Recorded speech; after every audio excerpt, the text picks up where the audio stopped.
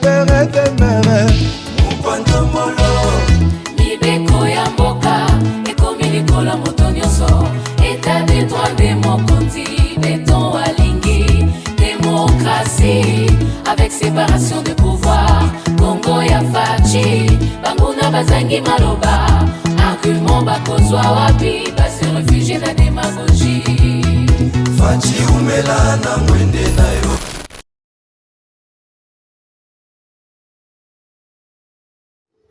Oui, Malamou, GCAM Télévision, fidèles abonnés, chers internautes, me voilà encore devant vous dans le cadre de l'émission Debout Congolais. Je vous dis merci pour votre fidélité, merci de votre confiance renouvelée à cette émission Debout Congolais. Merci de vous abonner à GCAM Télévision, merci de liker, merci de partager.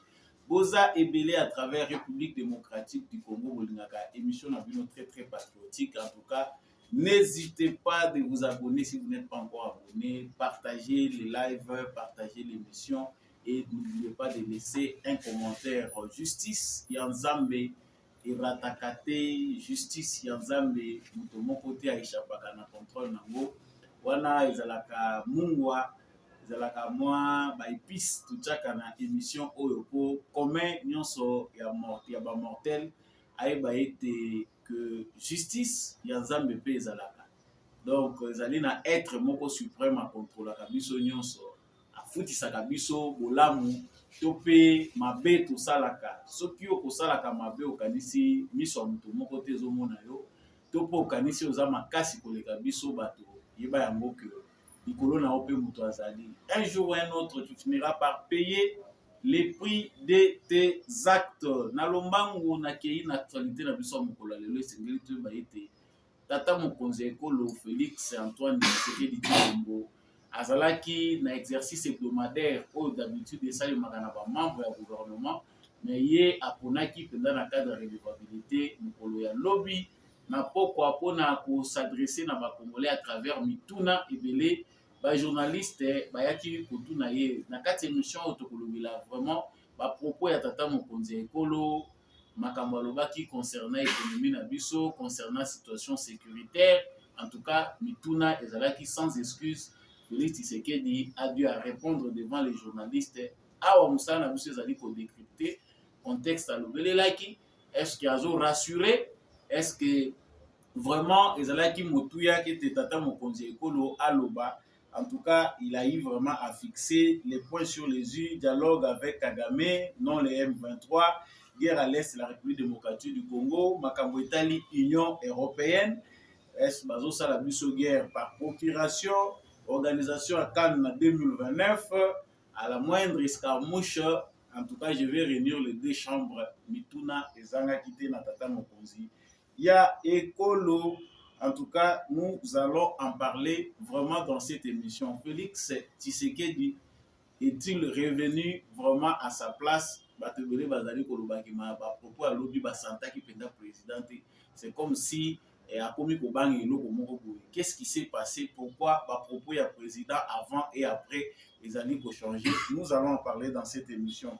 Toujours dans le cadre de l'émission pendant que Félix Tshisekedi était face à la presse. La ville et la cité de Saké était attaquée encore par les M23. Est-ce que Zalaki, par rapport à propos président Zalaki tenir concernant M23, qu'est-ce qui s'est encore passé alors que vous allez observer, selon Badir, il y a président de la République qui est moins trêve, lié à résolution pacifique, il y a conflit, dengue communauté internationale Mobimba, Azali, Kolingayango. Nous allons revenir des événements qui se sont passé hier à Saki, en tout cas M23, attaqué ma position, il y a ma FARDC, Nabiso. Mais ce matin, on nous rassure que tout est calme. L'armée a fait son travail, il a repoussé bah, terroristes et armées rwandaises Nabisika na Bango. Tokolobela na kati ya émission Oyoyo, monsieur Raoul Ebedeu, c'est un député belge. En tout cas, il interpelle le Parlement belge concernant la situation à l'est de la République démocratique du Congo. Oyo Belgique a zanango indifférente yé na kati ya bapropos na ya za kotalisa bango est-ce que vie ya ukrainien na vie ya congolais kokani te est-ce que congolais aza ko mériter te attention oyo tozali kopesa na ukrainien tokoyoka bapropos ya député wana belge oyo azali korévéler eloko moko ya motuya sur la position de la Belgique et surtout de l'Union européenne et tout l'Occident par rapport à ce qui se passe à l'est de la République démocratique du Congo. Et avant de finir, nous allons parler de cette réorganisation de M23, mais cette fois-ci autour de quelqu'un qui est connu, un Congolais, M. Corneille Nangaa, AFC Babimisi, Alliance Fleuve Congo, Babimisi, Oezali, organisation Nabango, Nasika. Mais les Gambo, ils ont comme ça, ezali que Bertrand Bisimwa, Ndé Moutazalaka, chef, il y a rébellion à M23. Pourquoi a-t-il cédé sa place à Corneille Nangaa? Est-ce que le FCC de Joseph Kabila serait depuis longtemps en connivence avec la résurgence du mouvement M23? Nous allons en parler dans cette émission avant de finir par ces communiqués de la CESAC qui interdit toute émission à caractère, toute émission qui parle de la guerre à l'est de la République démocratique du Congo, des opérations de notre armée, sans inviter un stratège ou quelqu'un qui maîtrise mieux les questions militaires. Voilà tout pour l'actualité qui sera abordée tout à l'heure avec Mwanamboka Samba Olonga comme d'habitude. Merci à vous une seconde fois d'avoir choisi la bonne fréquence qui est GCAM Télévision à travers l'émission Debout Congolais. Abonnez-vous, partagez l'émission, soutenez l'émission Debout Congolais, soutenez la chaîne GCAM Télévision. Ce qu'on continue à introduction à la chaîne au moment à coordonner tout comme le numéro en bas de cet écran. Vous pouvez aider vraiment cette émission à aller plus loin dans la vision pour éclairer davantage la population congolaise. Et abonnez-vous, likez, partagez comme on le fait d'habitude. Wazalendo, Namotema, Fardese, Namotema.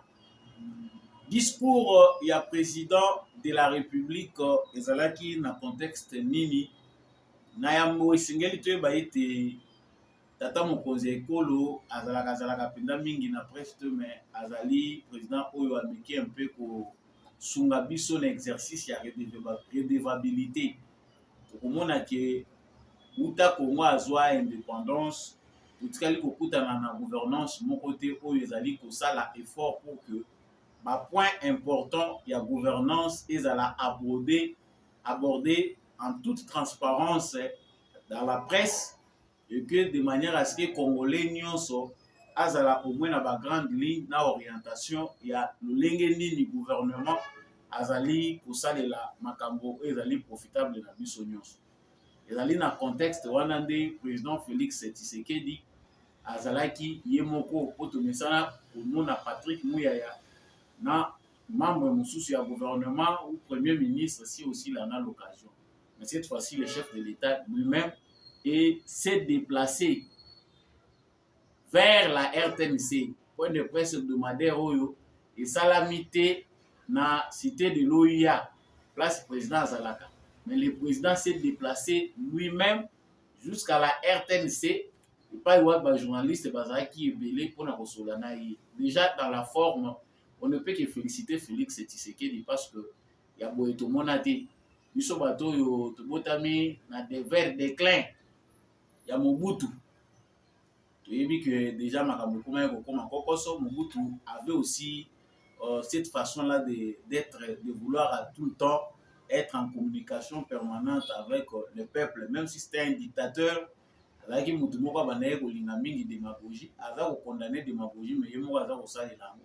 Mais il avait des meetings populaires. Il était aussi de temps en temps très occupé à écouter ce que disaient les Aïrois. Mais pas dans les contextes démocratiques. Là, il avait beaucoup failli parce que l'exercice wana vraiment, ils avaient ça les la transparence. Est-ce que le ministre n'avait pas communiqué les deux on n'a pas vu. On a vu Mosé Laurent Désiré Kabila, Nathan Moro très réduit. En tout cas, on a vu ce qui était gouvernance naïe. Chaotique parce qu'un État dans un État, ce n'est pas le temps de vous rappeler l'histoire. Joseph Kabila, wana kutu bati. Na 18 ans, où Joseph Kabila a sali na mboka Congo, en tout cas, exercice naïe na presse, c'est là qui est bien calculé, préparé, et ce n'est pas n'importe comment, Moro Olexape Moula Mobimba, Joseph Kabila, Botika là, au monde a été devant les journalistes. Donc, pour mon annoncé que si va scruter, il n'a pas moindre détail sur les questions qui doivent être posées à Joseph Kabila. Et d'ailleurs, il y a même des gens qui suspectent que mort est dans l'itoyi, dans l'union sopo, va souffler la réponse de Makamuni na Kokolobaka. Donc, exercice, vraiment, il y a redevabilité par rapport à la gouvernance vis-à-vis de la gouverner n'importe à Joseph Kabila. Et c'est là qui est médiocre. Le ministère ils ont fonctionné. Le ministre il travailler des fois aussi il s'en a un ministère à travers la presse à taille une fois ou deux fois.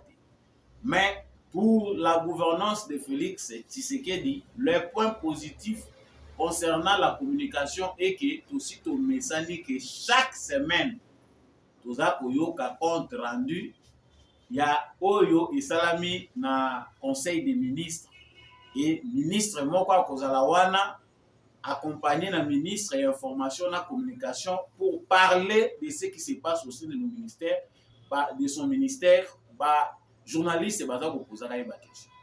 En tout cas, bon exercice. Oyo ezali ko aider ba Congolais, au Congolais pe ba Congolais misu en quelque sorte. Donc tout message qui na ngote mais démocratie de yango.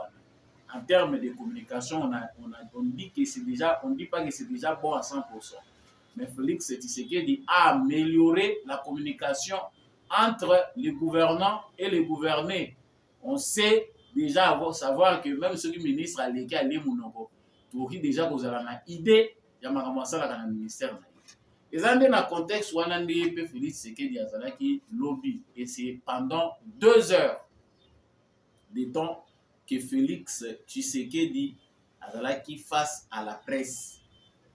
Azako tuna mituna, azako yanula na mituna improvisé. Je n'ai pas le temps dans cette émission côté la bino ba séquence nyonso ya lolenge nini tata mokonzi ekolo azalaki ko répondre na ba différentes questions oyo batuna ki. Mais en tout cas, on peut se dire que sur le plan forme, nous avons un président de la République respectueux des principes démocratiques concernant la communication et l'information, la communication gouvernementale. Le peuple est dans les droits de chaque fois être éclairé sur certaines questions majeures concernant la République. Et à mon détina tout le monde qui a guerre à l'Est. Qu'est-ce qui s'est passé? Président de la République, président de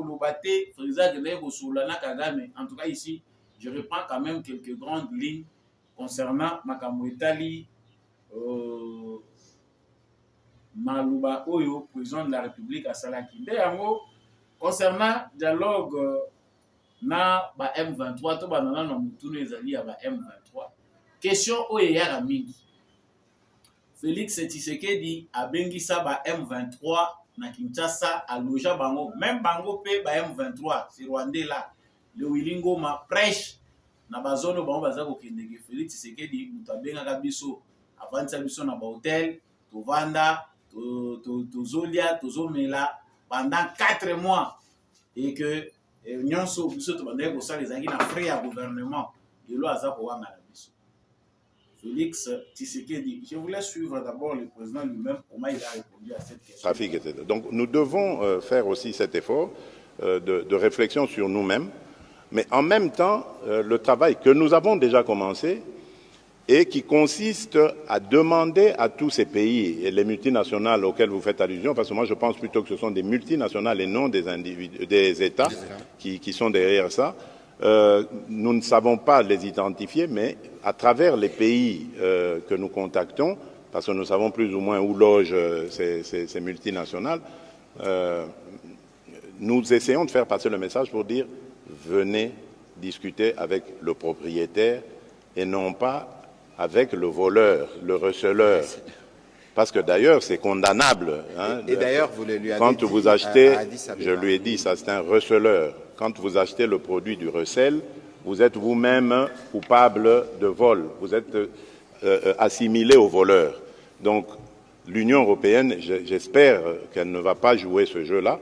Et l'Union européenne ce sont des hauts fonctionnaires. Les États, et je peux vous rassurer, j'ai reçu déjà de la part de certains ambassadeurs de l'Union européenne ici des messages rassurants pour dire « nous avons tenté de tout faire pour empêcher cette signature et nos pays ne sont pas d'accord avec ce qui s'est passé. Et quant à nous, République démocratique du Congo, nous n'allons pas nous arrêter là. Nous allons user de toutes les voies diplomatiques et y compris judiciaires pour empêcher, faire annuler ce MOU qui a été signé. C'est peut-être un MOU, me dira-t-on, mais c'est déjà un très mauvais début qui indique que l'Union européenne est très mal engagée parce que c'est comme si elle nous faisait la guerre par procuration. Et ce genre d'encouragement, moi j'appelle ça encouragement donné aux voleurs, c'est un encouragement qui est très dangereux pour la paix dans la région. Ça ne devrait pas se passer comme ça. Voilà. Ezali Passi Pimawa parce que Gilbert Kankonde, ex-ministre et intérieur dans le gouvernement ya FCC cash, a zappé au devoir dans le Congolais d'explication et belé parce que là, le président de la République a dévoilé biso à la Kisibiso Makamundenge Salimaki parce que c'est suffisant. Le président lobby pour naïe. Il était au courant, informé que Batouana Bayaki Bazaï logé quelque part, Koutanaki na ministre ya intérieur.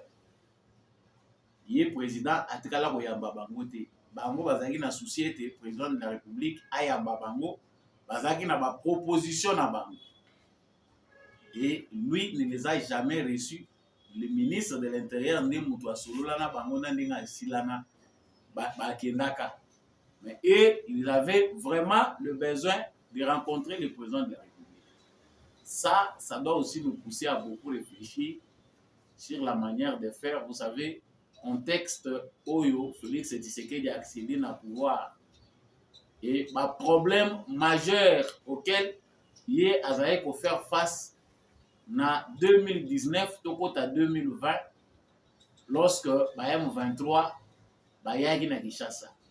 Toyebi biso moko ba méandre ya coalition FCC cash. Qui d'abord de savoir si ezalaki te manœuvre propre ya FCC pour imposer déjà à Félix Tshisekedi cette ligne de conduite qu'ils avaient suivie avec les M23. Félix Tshisekedi soki bolandi na ba propos na ye lisusu concernant la M23, il regrette quelque part dans la communication à lobby. L'accord qui signé en 2013 par le gouvernement congolais avec les M23. Des accords qui ont humilié l'État congolais. Oyo tokoyi suko répéter les sous-soutés. Oyo nyonso toza komona lelo, passe oyo toza komona lelo, ils ont la base juridique nango sur à l'époque le gouvernement congolais, le gouvernement de Joseph Kabila. Nous te signons l'accord. Tant que Félix Tshisekedi a yé, sur sa table, ce dossier-là figuré M23. Ils ont dit que yo yébité. Ou Lukao Sankeri, yo ba situation où il est qui dengenine. Tant que ministre intérieur a yo qui est comme Songolo paralysé, il est obligé d'avoir les informations sur des questions qu'il ne maîtrise pas et les transmettre aussi au président de la République. Et comment nulle part que dans le dossier andeke wana ezaka obligé que le président de la République aille à Mabango. Non. Le président de la République était informé. Il a peut-être dit aussi certains mots dans le ministre intérieur. Pour tirer les informations. Pour y gestion opaque des choses publiques, n'importe à Joseph Kabila. Tous les accords signés, les alliés pour peser lourd. Depuis 2009. Outa Baraimo Chibanda. Le 23 mars, qui a signé, il y a moins en 2013, ils ont encore signé. Il n'y avait pas de victoire militaire. Ils se sont retirés sur base d'un accord. Toyo Kibino, le gouvernement, gouvernement, comme administrateur, Bango, parti nyon soana ya Este, bande kosenga ki bango nde bacha batu na bango.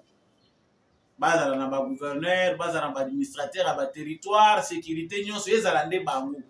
c'est-à-dire le Rwanda va choisir bateau bango balingi kocha na administration ya Kivu Mobimba. C'était ça les accords avec les M23. Ça, ils allaient grave et gravissime. Les gens qui ne maîtrisent pas l'histoire reviennent sur cette question pour salir Tshisekedi. Abengaka ba M23, non. Ngana yebite, nous vous réclamé nini. Baya, ministre intérieur à Soulagi na bango, et c'est ici on veut que monsieur Gilbert Kabanda et Gilbert Kankondi, pardon, ministre intérieur, il y a l'époque, abima pe pour éclairer les Congolais. Même si on a mingi mais dans le moment ya boye, pour éviter que l'opinion ne soit manipulée, il faut aussi passer dans les médias. J'ai reçu ces gens, na cadre ezaki na contexte ya boye. Voilà ce que nous sommes dit avec ces gens. Voilà l'information qu'ils m'ont donnée. Parce que les Rwandais sont spécialistes dans la manipulation. Ils utilisent même notre presse, par exemple au Somba Bango, les journalistes qui prétendent être Congolais, qui prétendent informer les Congolais, mais ils sont payés par Kigali pour semer la confusion, déstabiliser l'opinion publique. Donc, Batouana Bayaki, va passer information à Bango. Tant que le président de la République a monique, ça ne les concerne pas. Je ne maîtrise pas ces dossiers et n'a été pour sur le Bango. Tant que monique batie Bango, kate muto a une intention à saper. Oyo biso aussi tozoa na Kabila. Ce que Kabila nous avait promis, ils sont retournés en brousse. Tant que l'information qui était à la base de ça, ils allaient toujours vers la fin tant que la Makamba Corneille. Et le président de la République, par là, dans Makambo Etali, dialogue avec Kagame, à éclaircir Bat. Parce que diplomatie est allée bizarre. Bizarre parce que, écoute, Anakaka Katena, où vraiment peuple à l'Obaka. La diplomatie a ses vertus, ses principes. Oh, des fois, il faut décevoir la population Mobimba. Il faut que vous allez bien ou mal interprété par les non-initiés. Félix Tshisekedi a juré qu'il a lobby à Kokutanasuna Kagameti. Je ne peux plus le faire parce que Moutouana a mon année qui a sous-souté. Comme il n'a plus l'intention d'écouter, en tout cas, Naï et Silipo na Naï. Mais les gens voient un nouveau Tshisekedi par rapport à l'entente Naï, tout le monde a dit journaliste Marius, à tout le monde président Moutouna Wana. D'ailleurs, je vous laisse suivre cette partie et puis nous revenons. Carmouche, vous attaquez le Rwanda et depuis on a vu qu'il y a eu un défilé diplomatique vers vous. La question c'est de savoir est-ce que vous avez renoncé à cette motivation de la moindre escarmouche ou vous avez été dissuadé de ne pas le faire? Belle question. D'abord, je voudrais attirer votre attention sur le fait que les gens ont retenu escarmouche parce que c'était un mot sorcier. Mais il ne faut pas oublier le contexte dans lequel il y aurait réaction à cette escarmouche. Donc il faut d'abord commencer par avoir les deux chambres. On fait la guerre selon la Constitution. On la déclare que lorsqu'on a réuni les deux chambres et reçu le mandat de ces deux chambres. Et puis, le contexte dans lequel nous sommes aujourd'hui, je peux vous le dire, je suis un observateur privilégié de ce qui se passe, ne me permet pas de mettre en pratique ce que j'avais dit. Pas parce que je ne peux pas ou ne veux pas, mais parce que tout simplement, il y a suffisamment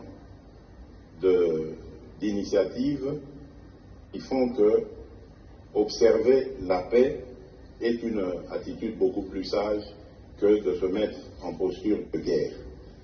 Il y a par exemple l'initiative du président Joao Lourenço. Je vous dis que le mardi prochain, je serai le premier à lui rendre visite avant qu'il ne reçoive le président rwandais.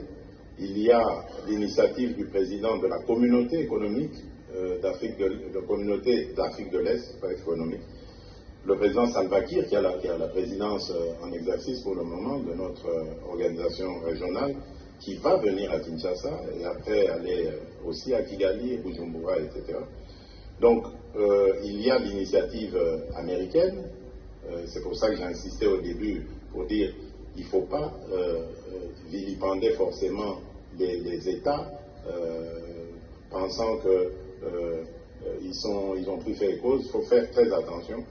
Ce n'est pas toujours visible les efforts comme ceux-là, mais ils sont d'une certaine efficacité. Et ici, ma priorité à moi, comme je l'ai dit, c'est la paix. Je la veux, la paix.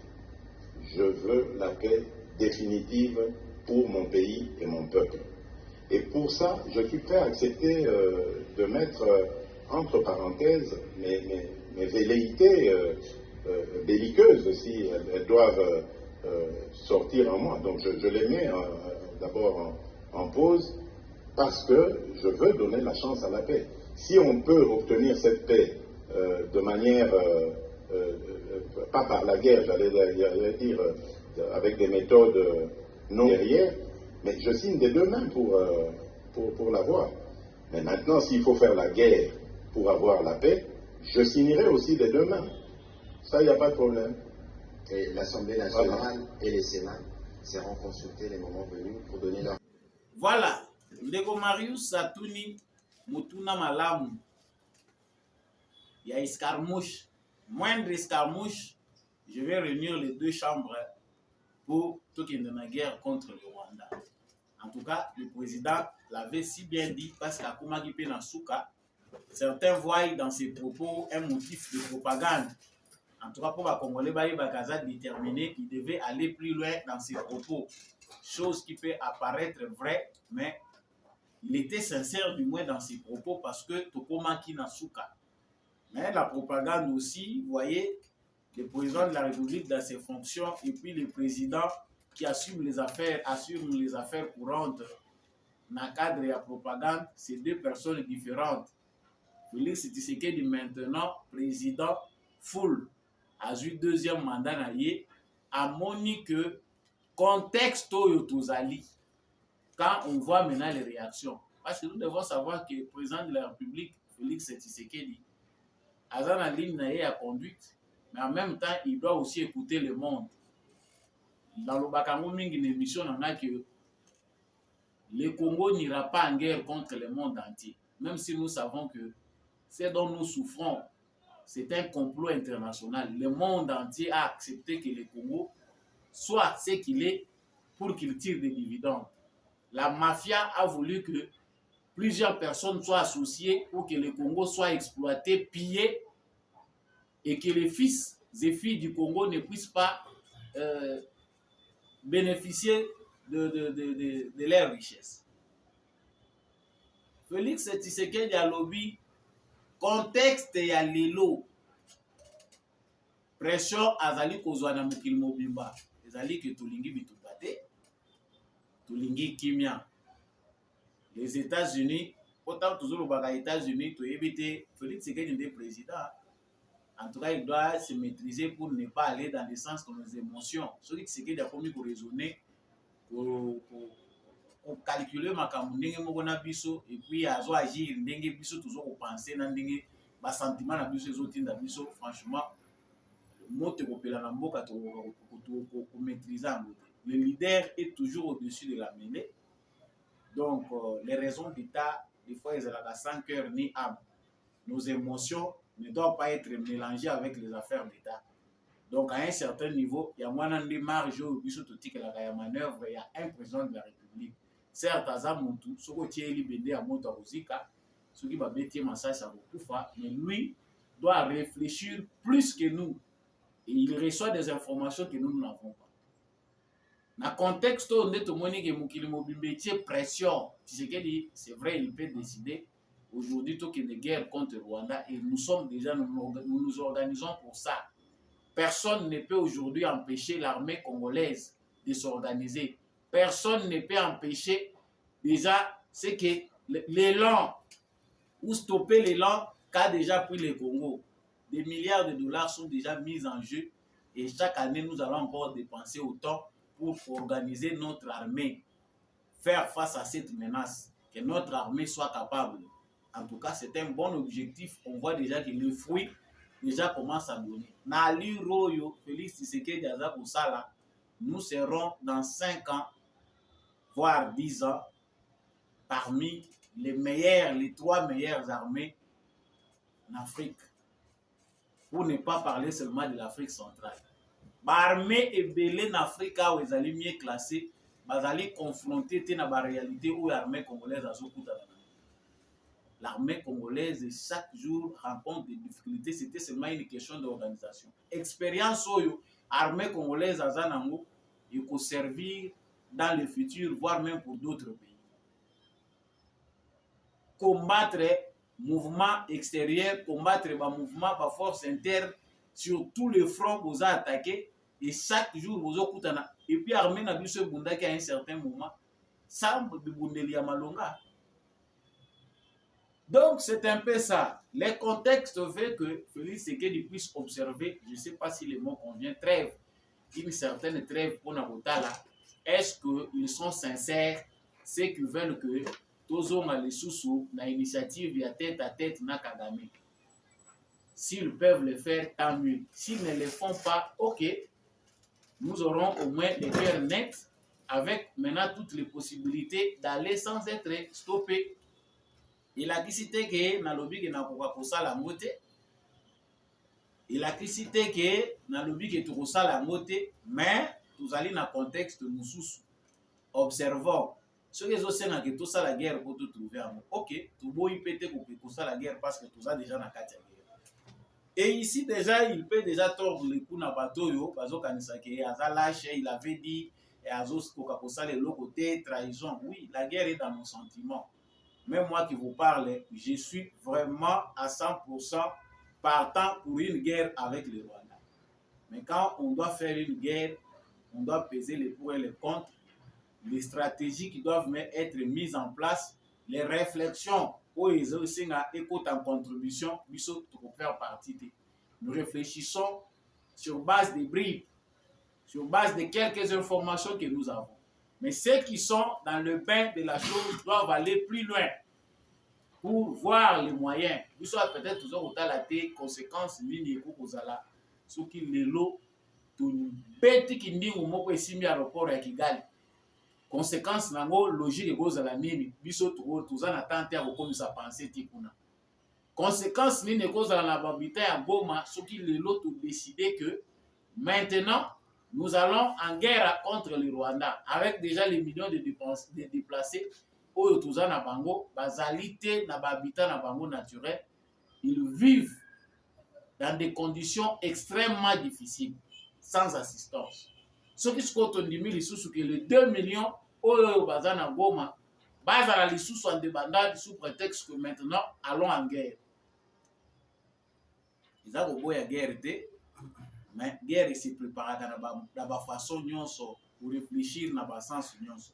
C'est dans ce contexte-là qu'on peut concéder à Félix Tshisekedi par rapport à se dire dans le cadre de la campagne, mais au moins déjà il faut organiser peu bitumba. Ceux qui bandent de Bonabiso et Gosenga que va se déplacer l'autre fois pour qu'on en finisse sur le plan militaire. Tant mieux, ça doit arriver et puis on doit être conséquent. C'est aussi ça, il faut réfléchir. Il faut beaucoup réfléchir. Dès que Burundi a gagné les frontières, tout ça, bon oui. Et ils vont se débrouiller à l'interne. Pourquoi nous aussi, Togo et frontière, c'est des solutions, la guerre se fait à plusieurs manières. Il y a un peu encourager les collaborateurs et la président de la République de réfléchir dans ce sens-là, économiquement, quels sont les enjeux. Toko kite ko continuer ko bundana moko yo toujours bundana bango baza ko agresser biso totiki ba frontière mutakala eza les sous objet ya ba invasion eza les sous objet à infiltration. Soit tokani frontière avec toutes les conséquences possibles, on va mettre les moyens ndenge nini bateau bako vivre. Mais pourtant ezala quand même façon oyo ya ko résoudre le problème pour bango peut pas sentir que oui bateau bakomi ko zona makambo sérieux. Donc, moindre escarmouche, nous sommes au moins fixés par rapport à un problème. L'Union européenne, le président atelemeli mpe likambo etali union européenne. Les minéraux au union européenne azokende kosigner nango protocole d'accord, balobi noté, ce n'est pas un accord. Tomoni ambassadeur ya union européenne na Congo ba convoqué par Christophe Lutundula. Quelque part biso pe da to message na biso. Tomoni bana na biso bazo risquer pas à la citoyen moko fenia. Ba citoyen moko ba yebi ko riposter te parce que pacifisme na biso eza koleka mingi. Non violence ya biso comme on dirait naturel, bon je sais pas aussi le terme ni na boko utiliser. Kabila bengana ki pe moment moko wa ambassadeur à l'Union européenne. Tu dis qu'il ne faut pas que ça la makambo na ba sentiment, mais à un moment il faut s'assumer. On ne perdra rien. L'Union européenne a partagé avec biso ba sentiment kana ba communiquer. Pour le reste, il continue d'alimenter la guerre. Ndenge président Yemouka Lobi, c'est comme s'il nous faisait la guerre par procuration. Le président a voulu par euphémisme atténuer Oyo Alingaki Aloba. Si c'était moi qui parlais à la place du président, j'allais dire clairement que l'Union européenne nous fait la guerre par procuration. Mais le président est très diplomate. Il ne peut pas montrer sa vraie face. Il faut et puis regretter, mais pourquoi président azo comme ça malobana soukate net azo banga ezako banga te. C'est ça la sagesse. Ça dit quelque part vous sentez un vide. Le président azo kolobana ye, mais il laisse des imprécisions parce que les médias internationaux ba pays wana baza kotala ba propos na ye baza ko scruter mo. Comment il réfléchit ce monsieur? Il doit aussi savoir se cacher. La bonne nature de Tshisekedi par rapport au pays que nous avons, parce que Mbokoyo, ceux qui sont au président Baza s'agité, à moins que Baza Logo la Kabila Ndimaka na yege, Mboka mona trahir malgré la prêter serment, na kokisa oyo occidentaux balini. Mais avoir un bon président pour un pays comme le Congo n'est pas souhaitable pour les occidentaux, voire même certains pays africains. Yango Kabila Mouza lobaki ki Museveni azolo baki le Congo est fait à dirigeant moko forte. Kabila est trop fort.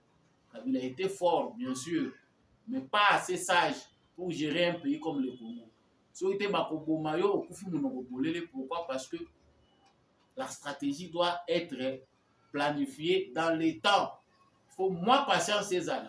Ce que nous ne savons pas donner à Tshisekedi, c'est la patience pour qu'il organise certaines choses de manière à ce que va retomber bisoto zouango et puis tous à l'émerveiller. L'Union européenne démontre aujourd'hui clairement que les apassi bango basunga biso tikaka ba puyaka Rwanda salaka biso guerre pour bango bakende kozwa ba minéraux kuna. Comment choisir ces moments? Bande konangai Tshisekedi n'a pas voulu manifester sa colère dans les médias. Si Tshisekedi était un président dans l'émotionnel, il n'a qu'à agir le rôle à Laurent Désiré Kabila. Parce que c'est bien visible là que l'Occident menace Félix Tshisekedi pour garder le statu quo. C'est que les Congolais ne savent pas interpréter par rapport aux gestes de l'Union européenne. En même temps, ils sont en train d'insister sur le statu quo. Tshisekedi le rôle à Zoyo Kate, en tout cas, tout l'accès peut que biso ndemu tusimbi makambo. Donc de partout il faut tout créer débordement. C'est-à-dire makambo il peut finir par céder. C'est ce qu'on va faire les États-Unis, c'est ce qu'on va faire l'Europe. Il y a monde bazaro. Mais bayo qui sango. Parce que le Congo ndenge bande ko musupe basi balobele yango Congo et aux à la point de départ paix à la 3e guerre mondiale.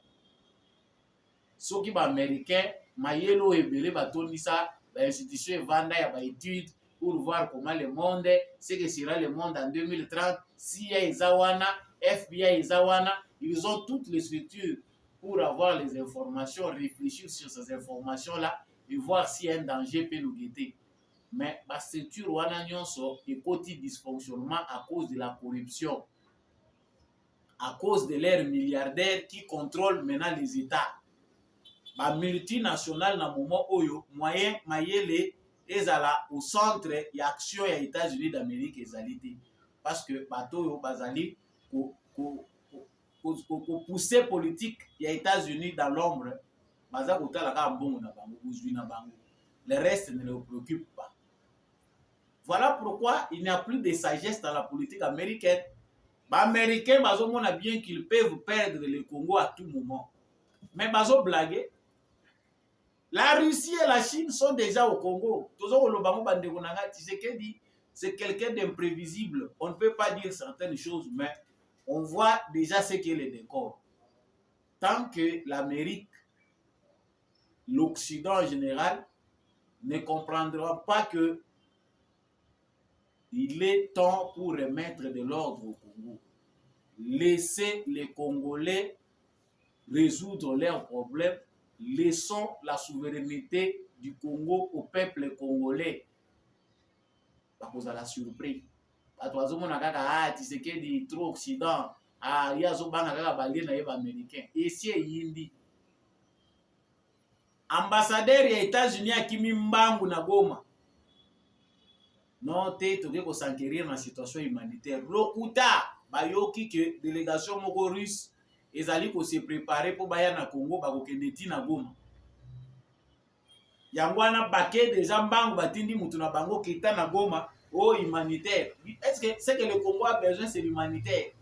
Ndenge to monaki Macron yawa aza ko cha priorité humanitaire. Humanitaire amo ndire boyaka soki na basaka loso.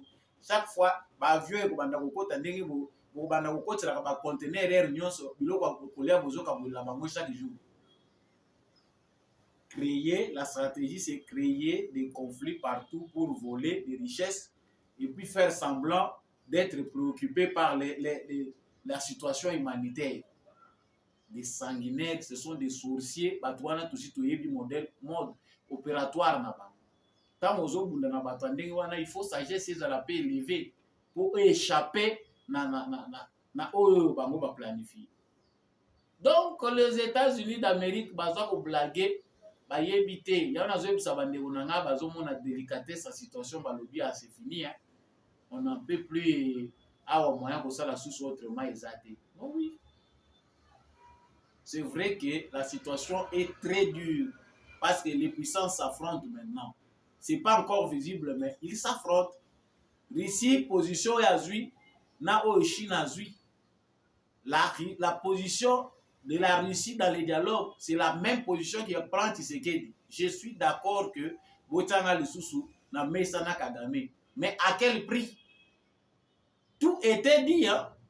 Tshisekedi a ébissé à mon Kagame nyonso na réunion bakendaki na makambo Union africaine.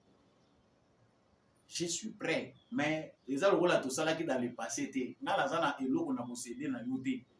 Pe na zana nyongo na yote, ezana eloko yo kozwa wate. Pour la Russie, les M23 doivent sortir du Congo sans discussion. Rwanda, il faut abimisa armée na Congo sans discussion. Va retirer ma troupe na Bango. Donc la Russie, la position est très radicale par rapport à la position occidentale qui est floue et qui veut faire passer le temps pour continuer avec l'exploitation. Va continuer à copier, nous avons besoin de richesses, va continuer à copier. C'est là où se trouve la guerre. Tshisekedi a déjà fait déjà un pas dans la diplomatie, dans la forme de la diplomatie qu'il veut donner au Congo. Le Congo est un pays non aligné. Nous collaborons avec tout pays qui nous respecte. Si ce pays-là trouve que les richesses du Congo sont exploitables, il veut payer, il veut venir chez nous, c'est 50-50. Dès le début, Tshisekedi avait déjà annoncé ses couleurs. Mais les Américains, le théâtre, ça ne peut pas se faire. Tout président qui vient au Congo doit s'incliner. Même s'il ne veut pas servir son peuple, ça c'est son problème. Nous voyons que nos intérêts. C'est ça le langage américain. Et l'homme Tshisekedi a fait là où il a biso. Si Tshisekedi veut s'enrichir et partir, il le fera. Peut-être qu'on le saura trop tard. Mais là où Tshisekedi finalement yozo gagner. tika biso tozwa yo mpe zwa mikolo na yo esila okende. On veut ici que Tshisekedi tana yo nyonso oyo eleka, et c'est l'après Tshisekedi que voit so bako zongela makambo na bango akala. Eloko oyo biso toyebia pona nini ba occidentaux batiki Tshisekedi facilement deuxième mandat la yo moni bango nyonso bandimi iyo bayebi que to pousser ata na porte akende na ye 5 ans eza nango eloko moko te. Comme ça on revient à nos sales habitudes. L'Occident veut faire passer du temps à Félix Tshisekedi. Va déranger à travailler parce que s'il travaille, les yeux des Congolais seront ouverts. Si les Congolais arrivent à contrôler ne fût-ce que la flux financier na mboka na bango et que bazu maîtrise que tel secteur, bazali bango moko ko résoudre le problème na bango sans l'aide extérieure, c'est fini to kocha soma boko kunate. C'est ça l'immobilier de la guerre. Bitumba tozo ko kundaka yango wana. Chers Congolais, Tshisekedi ne peut pas dire tout haut. Tshisekedi parle na ba demi-mot, même franchise ou azanango, mais aza obligé à garder cap moko boye. Nyonso azali koloba mote, mais au moins déjà il a dit beaucoup de choses. Guerre par préoccupation bazali kosa la biso. Guerre oyo tozali kobunda. Les dialogues avec le Rwanda, c'est une réponse que Félix Tshisekedi donne à la communauté internationale. Po basangela biso te kia lokola biso toye kokota likambo ngo poto résoudre ya boy, voilà ce qu'on fait. Bande ko nangai guerre eza peut-être parce que tokosala mona mukini. Mais avec la sagesse de Tshisekedi, il les oppose. Allez, bon on a déjà pour s'affronter si les États-Unis ne veulent pas. OK? To pusana ka malembe. Bibundelezo uta Russie, mais to tukala ko mona mukolo moko te États-Unis azwa bibundela pesa Congo. Les États-Unis ont défendre Israël à 100%.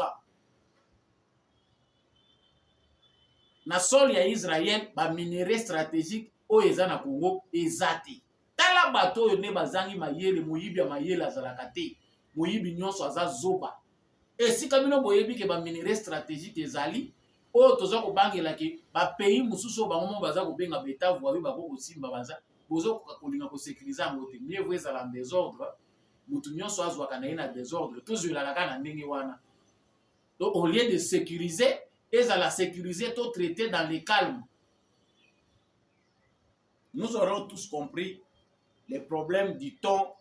Il y a un message à président de la République. Ce n'est pas qu'il a peur. Ce n'est pas que nous devons nous cacher. Tout banga pour se manifester pour dire que le président lobby le sous makamwa dialogue na Rwanda. Non. Le complot est international.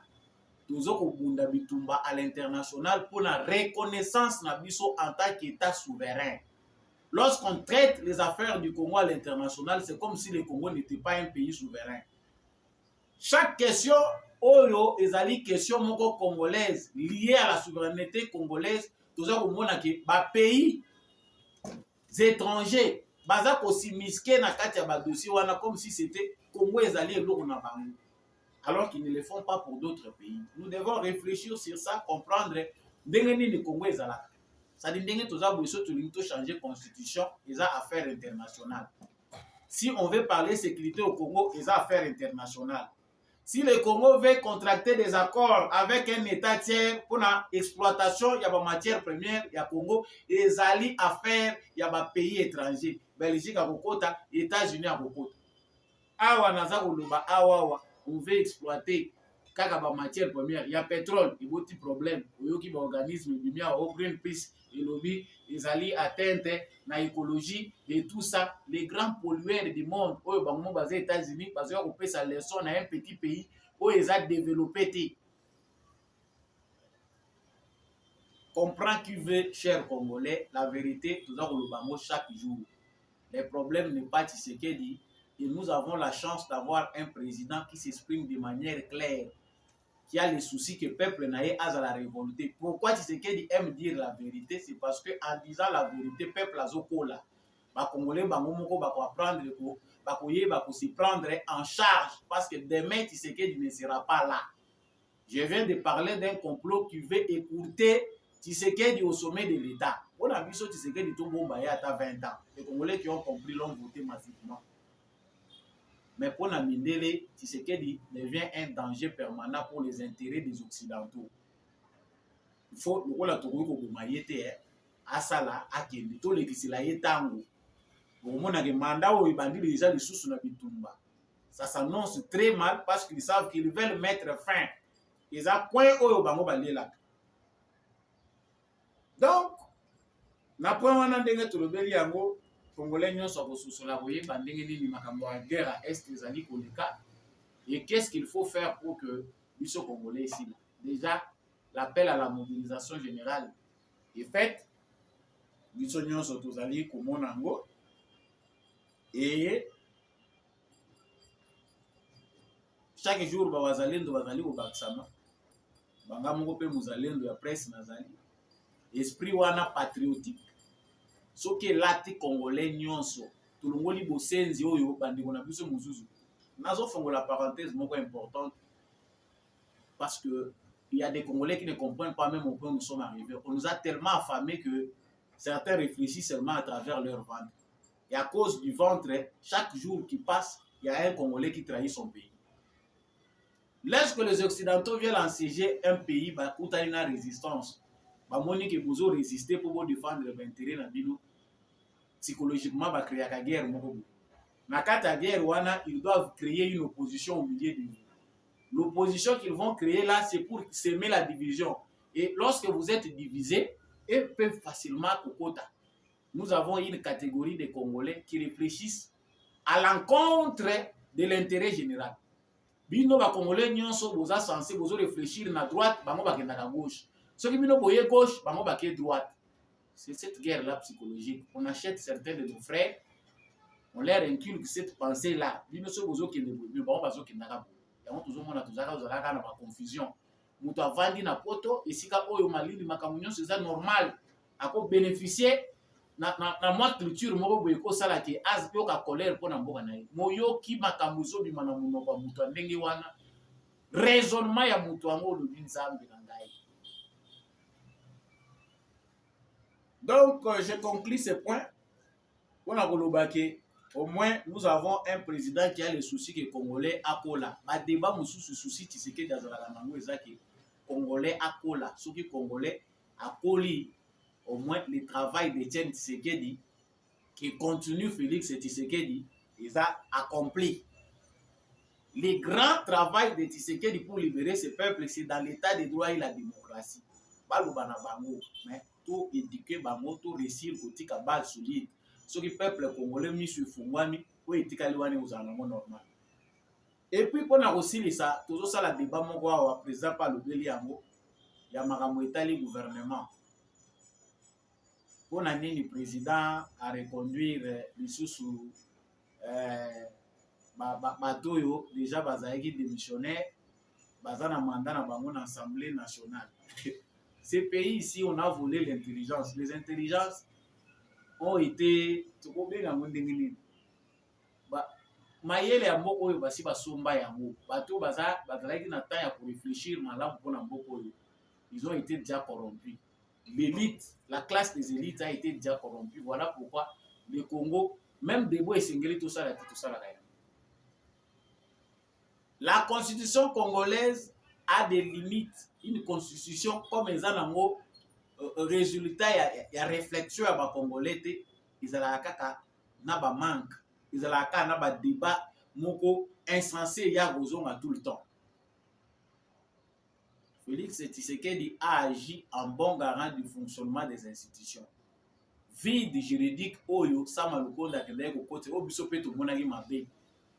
Pona nini ake ko kotisa recours na cour constitutionnelle. Les recours à kende ko kotisa na cour constitutionnelle tant conseil d'état eboyi ezali clair.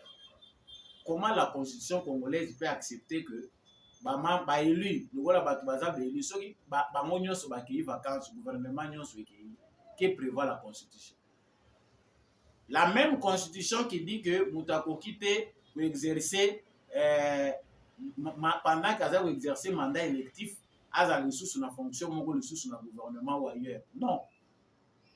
Mais la même constitution ne dit pas bato lelo soki ba nyonso baza démissionnaire. Qu'est-ce que la constitution dit? bazali ko continuer ko expédier ba fer courante jusqu'à l'installation du nouveau gouvernement. Avec Tshisekedi tokozala na école po tango babimisaka état de siège awa ezalaka kaka guerre, violer constitution, il a fait ceci, mais état de siège ezalaka na constitution Kabila lokola ezali nango te na esprit na ye, il n'était pas fait pour servir. Atikala kokende kotala. Nous devons avancer. Mais pendant ce temps que Tshisekedi parlait, ba M23 pe bazaki na TV na Zamba bazakolanda ye. Bazolanda ye pe na ba téléphone na bango. Ba yoki ka manquer bango azo considérer bango te ya bibino na yebi bango te. Wana eza na mo marionnette, M23 eza na mo kaka carcasse. Muto yo ngana zane ndi posa eza Kagame. Na tout na ye pourquoi il exploite mon pays? Pourquoi il pille? Pourquoi il continue à venir chez moi? Azo koluka nini? Bah, pourquoi président il faut apparaître terre à terre, mais il avait tout dit. Bah, M23 na Zamba, bah, si va planifier qu'il peut avoir bango attaque. FARDC na saki ayo wakaka pour attaque. Et au lieu bah attaquer seulement ba position ya armée, bah beti ba bon bisika population civile azali. J'ai les regrets parce qu'à chaque fois tout le monde a une image. Donc, kolinga mboko yo ezali pe kozala stressé à vie. Vu tout ce que nous sommes en train de connaître. Plus que tout ça na bien à Makambomo parce que obligé d'être informé tout le temps pour l'andaka Makambomo à Congo, on perd des fois de sommeil. Bato baza ko mibenga ba Congolais, baza ko viser baninga na bango ba Congolais, bazo boma population civile. Il y a eu encore la nuit 3 morts et des blessés. Maman moko na jeune fille na ye bakufi. Bana mike bazana kati. Horrible. Mais na tongo sangotuza na mweza ki armée abundi na bango ti a repousser bango akokite ko masaki. La cité s'est réveillée. En tout cas na calme ba ko observer mais situation ezaka précaire parce que bango ça qu'ils a verrou bango bandaye ko luka po ba s'imposer dans les discussions ou dans les dialogues oyo baza ko luka. Tout monaki ketango Félix Tshisekedi a matisi pression à lobby to ko bunda bitumba. Même c'était facile à observer que même les Rwandais ont peur que le Congo fasse la guerre au Rwanda. Vous avez ça une répercussion dans l'opinion rwandaise. Ah, Mutoyo a commis la guerre en Rwanda. C'est que Makambo ça a créé même des divisions au sein du M23. Maintenant qu'on nous dit que le dialogue, États-Unis a lobby à sali haute diplomatie, ezali makasi, eza pour ça là que na moment où ezali koloba ba contact des amis, on va trouver des solutions. Hypocrisie. Yango toza koyebisa tata mokonzi ekolo que biso tozo bakisela yo na oyo yo yebi malamu koleka biso. Mieux vaut être prudent. L'homme prudent voit le mal de loin et se cache. L'Amérique qui dirige Pepe Biden est une Amérique impuissante, est une Amérique finie par des individus. Rien de bon ne peut sortir de ces gens-là qui continuent à accepter les massacres de nos populations pour que les multinationales s'enrichissent. Ce sont les individus, oui, mais pourquoi l'État ne fait rien? Pourquoi les politiques américains ne peuvent pas réfléchir à cela? C'est qu'ils sont dans les complots. Nous sommes observer parce que nous avons cessé le fait que vous avez les ressources unies. Pendant qu'on nous exige, nous, que non, il faut que la kimia, tout solo là. C'est qu'ils sont en train de préparer l'assaut final. Bah équiper Bango, bah continuer pour équiper Bango comme ça, et puis ils vont nous dire. De l'autre côté, on nous dit que ça ne changera pas. Le Congo se prépare, le Rwanda il fait appel à ses alliés, et ça risque toujours de mal finir. On ne le souhaite pas, mais le Bundelango pendenge za se renforcer de tous côtés. Ba momo bazo ko yeba te guerre mondiale amo ba luki essayer. Parce que otali o eza ko wuta, bibundele za ko wuta. Russie, bibundele za ko wuta et pas ya na Émirats Arabes Unis kuna. On sent que intérêt comme il faut s'affronter. Félix Tshisekedi le la monnaie occidentaux basa clarté. Il y a recherche d'autres partenaires fiables qui peuvent accepter d'exploiter les richesses du Congo en respectant les droits de l'homme, en respectant le peuple congolais. Arabes déjà bazana bango penché déjà. Les autres ils acceptent déjà. Mais bamusu le quoi baza ko yoka na bango te. À la guerre comme à la guerre. Et puis pour parler de l'AFC de Corneille Nangaa, il faut dénoncer FCC. Corneille Nangaa a outi wapi kwa ya kokwe na M23. Nini ekoyi kosala que Corneille Nangaa asangana na Barwandais? Quelles sont les motivations qui peuvent faire que bamonyo so ba comme un objectif commun? Ancien président Yasseni, parti politique, terrorisme. C'est ça le parcours d'un homme jeune. Certains bazali ko mentionner comme étant brillant. Il a réussi. Il est devenu président de la CENI au pays. Il était parmi les architectes de l'alternance pacifique au connaître na Congo. Et il va aller finir dans un mouvement terroriste. Allez, dans un mouvement terroriste, wana ya Barwandais, on les prend. On les place à la tête de ces mouvements-là, c'est-à-dire c'est lui qui devient le chef. Naya Bayem 23, na Bayabanim. D'ici moi, Bertrand Ayesima. Allez, Bakaboli, opération militaire, Bakaboli idéologie. Tout ça, c'est une aventure à la rwandaise, mais aussi appuyée par certains Congolais. On a outé Koluba Awa, qui n'ont pas d'autre objectif que de s'enrichir. Il a gagné sa vie. Gagner sa vie signifie qu'il a construit des immeubles. On ne sait même pas comment il a trouvé l'argent. C'est ça gagner sa vie. Ceux qui déjà ça construit un immeuble, même à c'est ça gagner la vie. Ils allaient passer parce que il y a déjà des âmes qui ne reposeront jamais en paix. Donc il y a une catégorie de Congolais, FCC à Kabila. Ils ne peuvent pas dire au revoir tranquillement à la scène politique. Ils sont prêts pour eux. Pour dire au revoir à la scène politique, ça signifie que il faut que les gens à Zamba. Donc la méthode de Tshisekedi Ayenango, ils allaient au balanate na idée na biso. On ne peut pas quitter comme ça la scène politique. Nous devons rentrer en brousse pour encore revenir au sommet du pouvoir. Et ça échec parce que même Yemoko Nangaa il dit que ce qu'il a créé pour ses frères, image où il y a pessi à famille na yi. A famille mobimba na insécurité, a famille mobimba na difficulté pour rejoindre Kagame au nom des intérêts mesquins.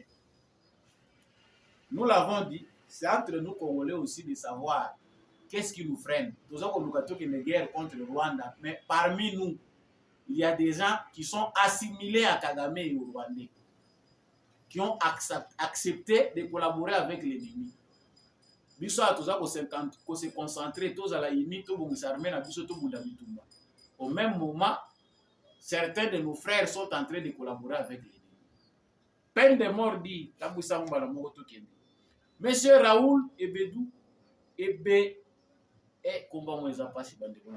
Monsieur Raoul Edebou, président du PTB, député belge, interpelle le Parlement belge.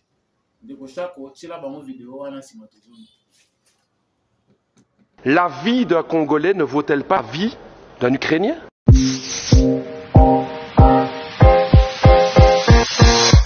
Madame la ministre des Affaires étrangères du Royaume de Belgique, je vous interpelle sur la situation dramatique du peuple congolais.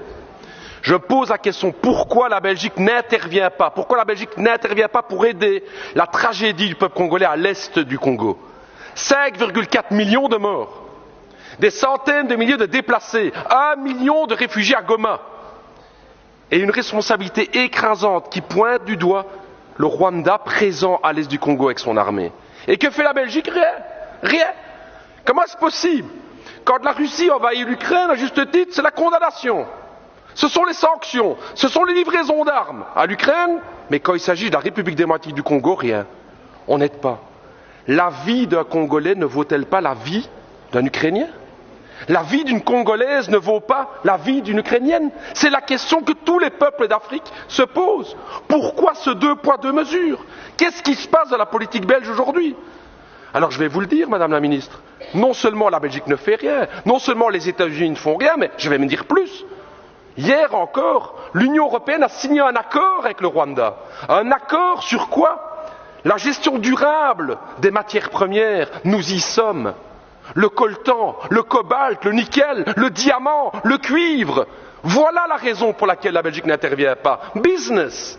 C'est l'argent. C'est ce que mes amis congolais me disaient. J'ai travaillé 2 ans à Kinshasa. Et ils me disaient, Raoul, ce qui se passe en fait avec le Congo, c'est ça, c'est que notre sous-sol est plein de richesses et que l'Occident regarde pour se faire de l'argent. Parce que ce deal avec le Rwanda, soyons clairs, c'est pas du Rwanda que viennent les diamants, c'est pas du Rwanda que vient le cobalt et tout. Tout ça vient de l'Est du Congo. J'ai envie de dire à tous mes camarades congolais et à l'ensemble des peuples africains, on le voit aujourd'hui, les puissances occidentales ne pensent pas à votre bonheur, elles ne pensent qu'à une seule chose, c'est l'exploitation de votre sous-sol.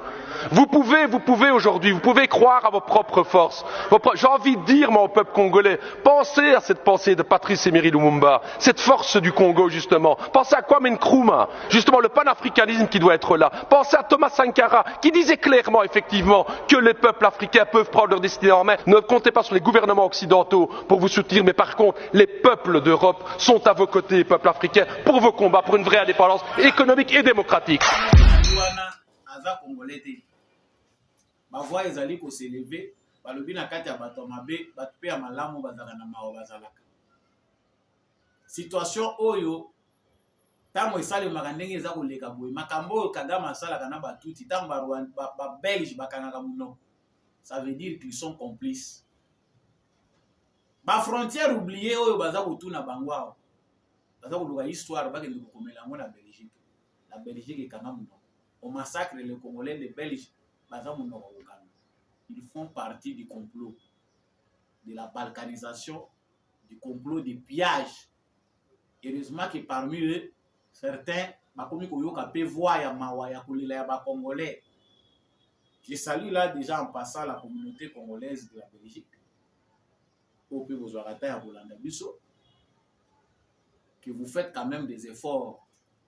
Et la même chose aussi pour nos frères qui sont au Canada ou au pays Bazako Bunda.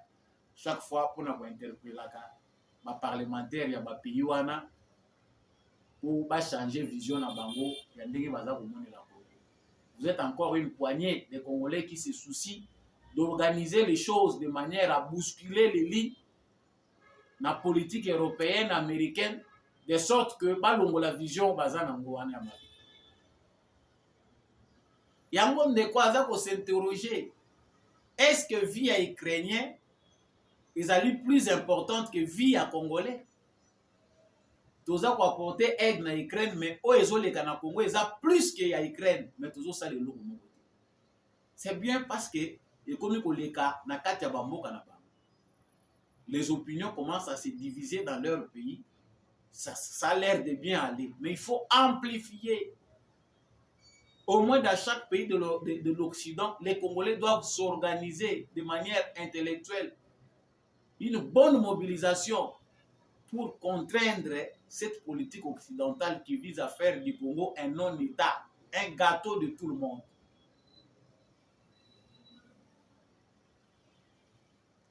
Ici, l'Obama Gemboko Baro Tikabiso Kimiati Bariseso Tuzanango, un ancien premier ministre d'Israël, lui, bokoyi kozwa kimiati ba richesse ezali na sous-sol na bino bakoyi kotikela bino mboka wana bo gérer mo bino moko. Pour ceux qui maîtrisent l'histoire, ils savent que nos richesses comme des malheurs porte malheur na biso. Nous devons nous armer mentalement, physiquement. Armes zaka te bande kuna biso ba wazalindo bazana zamba kusimi minduki na saliwe bino izaka ka wana te arme armement ezalaka pe intellectuel ezalaka pe moral ezalaka pe mentalité. Nous Congolais, nous devons repenser notre éducation pour ne plus avoir des citoyens vulnérables sur le sol congolais, parce que les Congolais tous allés parmi les pays où flèche croissance démographique. Ils ont dit pour maintenir la vitesse à Kosakanati. Mais il faut total éducation, tout ça, qu'on peut s'abattre dans la biso pour reconnaître même sort dans la biso. Il faut que nous sommes pérés. Les jeunes à l'eau, pour assurer relève, il y a batata ou balekaki. Mais tout ça, nous na raya ba péré. Pour excuser terme, ce qui est choquant, mais tout ça péré. Parce que tout ça, pour s'assumer, tout ça, il va défendre la biso. On peut se partager les responsabilités, mais si nous ne les faisons pas aujourd'hui, nous ne comprenons pas que moi, Congo, il faut apprendre pour défendre et pour sécuriser. L'éducation au Congo doit devenir militaire. Militariser l'agriculture, militariser l'éducation, militariser tous les secteurs de notre vie. Pour Congolais, nyonso ata lobi na yema kama politique etalinate mais à se sentir d'une manière concernée qu'il y a un appel. Devoir moko eza quelque part on a ifona sala pona mboka na pour obtenir quelque chose.